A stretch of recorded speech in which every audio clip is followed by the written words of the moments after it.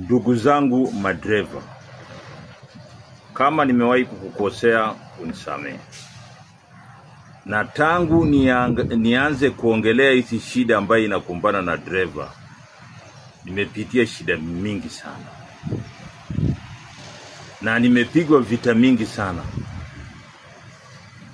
Hata nimepigwa vita na wale wenye wananipiga vita ni wale ambaye wanasema hawa ndio watetesi wa madereva.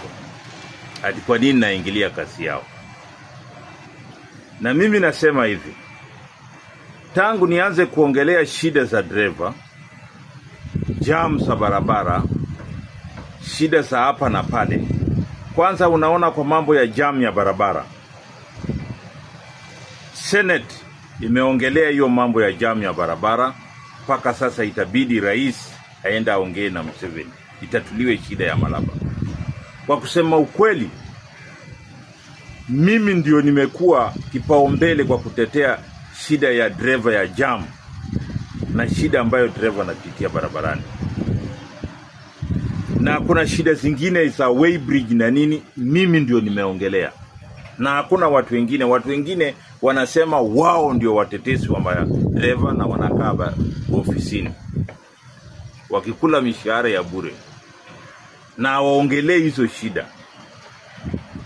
Kwa sababu kwanza wao wanaogopa kuongelea shida kama ya madereva kutoka nchi za kigeni kuajiriwa hapa. Hao wanatetea kwanza, wanasema ati hii ni mambo ya East Africa, wacha wageni waajiriwe. Na kweli nimepitia shida mingi sana, na mimi sitawacha kutetea dereva kwa sababu mimi mwenyewe ni dereva. Na yale ambayo nimepitia, na ninakuhakikishia hii shida tutatetea mpaka hata rais atakuja kupata habari kuwa shida ambayo dereva anapitia, hii shida zitatuliwe. Na mimi sitaki kuwa mwenyekiti wa madereva. Mimi tu natetea kwa sababu mimi mwenyewe nimewahi kupitia hizo shida nikiwa barabarani. Paka saa hivi nimepigwa vita, sina kazi, matajiri wote wameambiwa wasiniajiri kazi. Mimi sasa nimekuwa activist, sio tena dereva. Okay, na mimi hiyo sio shida kwangu. Wamenichukulia kama activist, bali sio dereva. Na hata hivyo, hiyo sio shida. Hata mimi nikikaa bila kazi haina shida yote. Na mimi lazima nitetee dereva kwa haki zake. Na kwa wale madereva ambayo wananilaumu kuwa nimewakosea mambo ya mtungi, mimi lazima niongee kwa sababu lazima tuongezewe mafuta.